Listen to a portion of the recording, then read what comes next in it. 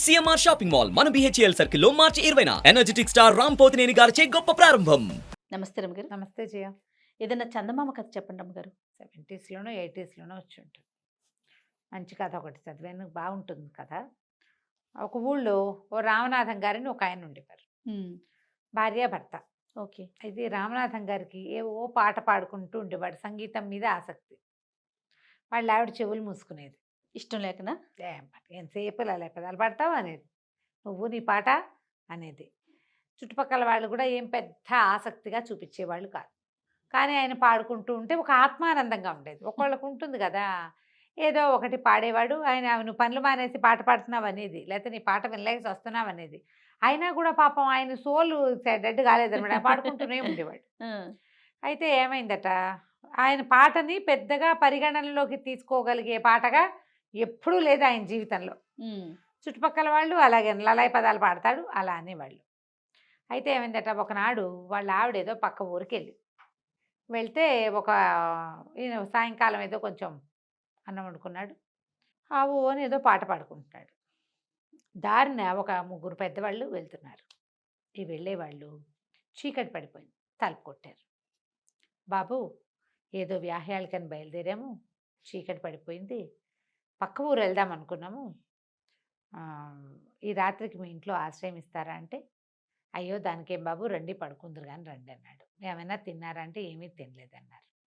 సరే, అయ్యో మా ఆవిడ ఉంటే వంట చేసి పెట్టేది, సరే ఏముందిలేండి నేను కూడా ఏదో కాస్త వండి పెడతాను, ఒక ముద్ద ఉడికేస్తా, వద్దన్నారు వాళ్ళు. వద్దులే బాబు, ముందు మగవాడివి నువ్వేం చేయకాల్చుకుంటా అంటే, పర్వాలేదండి పర్వాలేదు కూర్చోండి అని ఏవో మంచినీళ్ళు ఇచ్చి, కాస్త తాగడానికి పలచగా మజ్జిగిచ్చి వంటింట్లో కూర్చొని నిదానంగా కాస్త బియ్యం పొంగించాడు, ఒక గిన్నెడు చారు పెట్టాడు, ఏదో నలకంత కూర లాంటిది ఏదో వేయించాడు.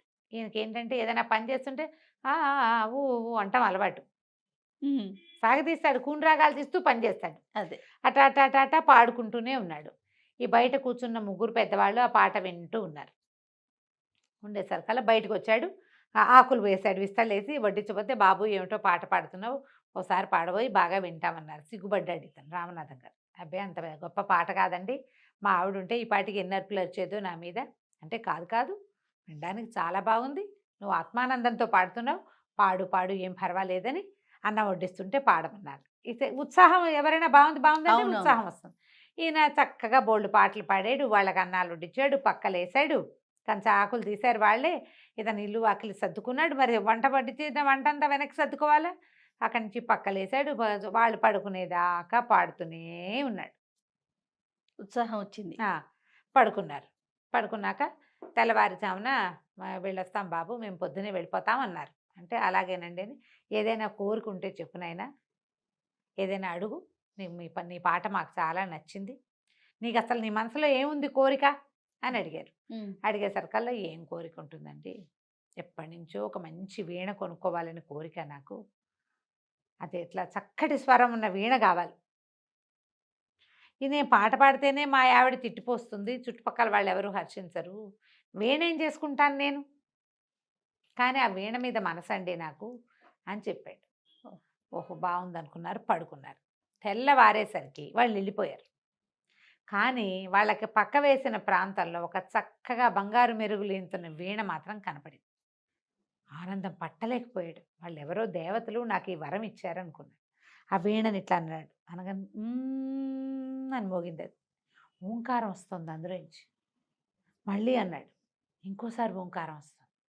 దాని దగ్గర కూర్చున్నాడు. ఆయన చిన్నప్పుడు కాస్త వీణ నేర్చుకున్నాడు, ఆయనకు వచ్చు చిన్నప్పటి వీణ ఏదో. ఆ వీణ తీగలు శృతి అయిపోతే తీగలు శృతి చేసే ఉన్నాయి. వాయించాడు. వాయిస్తే ఎంత బాగుందంటే, పాడుకుంటూ ఉంటే ఈయనకు వచ్చే ఆనందం కంటే 100 రెట్ల ఆనందం వస్తుంది. అప్పుడే వాళ్ళ ఆవిడ పక్క ఊరు నుంచి వచ్చి సంచి చెత్తపుచ్చుకుని లోపలికి వస్తూ అట్లా మెస్మరైజ్డ్గా చూస్తూ ఉండిపోయింది. ఆవిడికి కూడా నచ్చింది. ఏమీ అనలా, ఎంత బాగుందయ్యా అంది. ఏ వీణ ఇది వాయించినా బాగా పలుకుతుంది దాని మీద. ఈయనకి చేత రావక్కర్లా, అది వచ్చేస్తుంది. ఏ ఫీల్తో వాయిస్తే ఆ ఫీల్ రాగం పలుకుతుంది. అది ఆయనకి ఆనందంతో వాయిస్తే ఆనంద భైరవి రాగం వాయించి పారేస్తుంది. చుట్టుపక్కల వాళ్ళంతా వింటారు. అక్కడి నుంచి చుట్టుపక్కల వాళ్ళు వీళ్ళు అందరూ వింటాం మొదలుపెట్టారు. ఈయన పనే పొంగని టింగ్ టింగ్ అని కూర్చునేవాడు వీణ దగ్గర. జనాలు ఆ రసాంబోధిలో ఓలలాడుతూ ఉండేవాళ్ళు. భార్య ఏమీ కాదనేది కాదు, ఆయన పని అయిపోయేది, ఆయన వీణానందము అయిపోయేది. ఎంతో బాగుంది, ఆయనకు చాలా గొప్ప, చాలా సంతోషం. అంతకుముందు లలాయి పదాలు పెడతావు అని తిట్టిపోసేవాళ్ళు, కిక్కురు మనకండా ఉన్నారు. దాంతో ఒక ఏమంటారు, ఒక మెట్టు ఎక్కాడు అనుకుందాం, ఆ, అలా అయిపోతాం. అందరూ శభాష్ అంటుంటే ఎలా ఉంటుంది జయ, అవునవును. ఏనుగెక్కినట్టు ఉండదు. ఆనందంతో అలా ఆనందంతో ఎక్కాడు. కొంతకాలం తర్వాత ఏమైంది, ఆ ఊళ్ళో ఒక రంగనాథ శాస్త్రి గారు, రంగనాథాచార్యని ఒక ఆయన ఉన్నాడు, రంగనాథం గారు.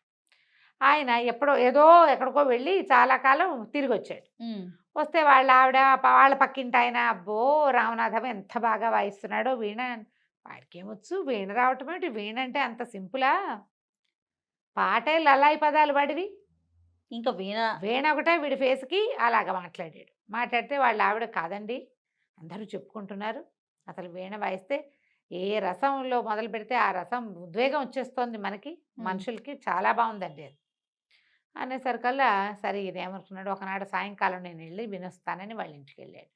ఆ పూట ఈయన ఒక్కడే పోయాడు, ఇంట్లో ఎవ్వరు లేరు. ఈ రామనాథం గారు ఏదో వీణ సవరించుకుంటున్నాడు.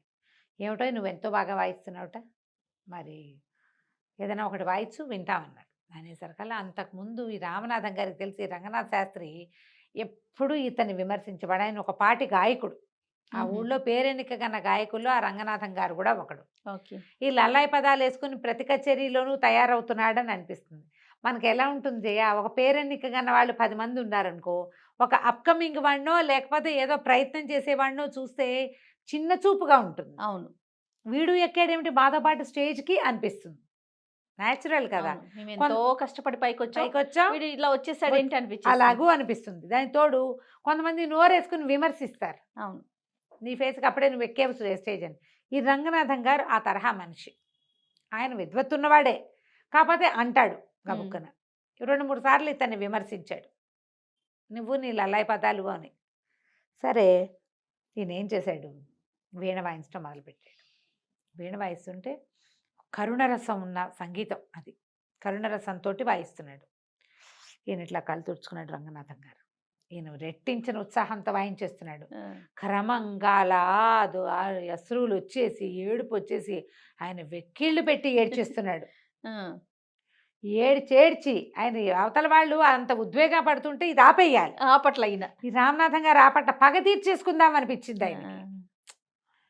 వీళ్ళు నన్ను అవమానించారు, వీళ్ళ సంగతి చూడాలి అని ఇంకా టంగు టింగు టింగు టింగు వాయించేస్తున్నాడు ఆయన.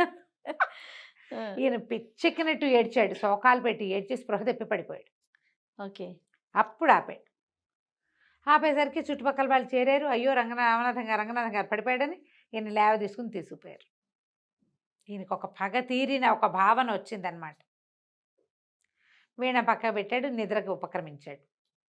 తెల్లవారేసరికి వీణ లేదు, మాయమైపోయింది.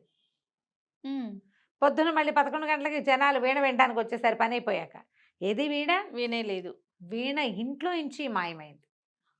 ఓ, అప్పుడు రామనాథం గారు చెంపలేసుకున్నాడు, నాది పొరపాటు, ఆత్మానందం కోసం నేను పాడుకుంటున్నానని సంతోషించి ఆ గంధర్వులో ఎవరో నాకు ఆనందంగా ఉంటానని వేణిచ్చారు, నేను నా పగ తీర్చుకోవడానికి సాధనాన్ని చేసుకున్నాను దాన్ని. ఆయన దుఃఖపడుతుంటే కూడా నేను ఆపకుండా ఆయన స్పృహ తప్పిపోయేలాగా చెయ్యాలని పగ నాది. దేవతలు ఎప్పుడూ వాటిని సమర్థించరు.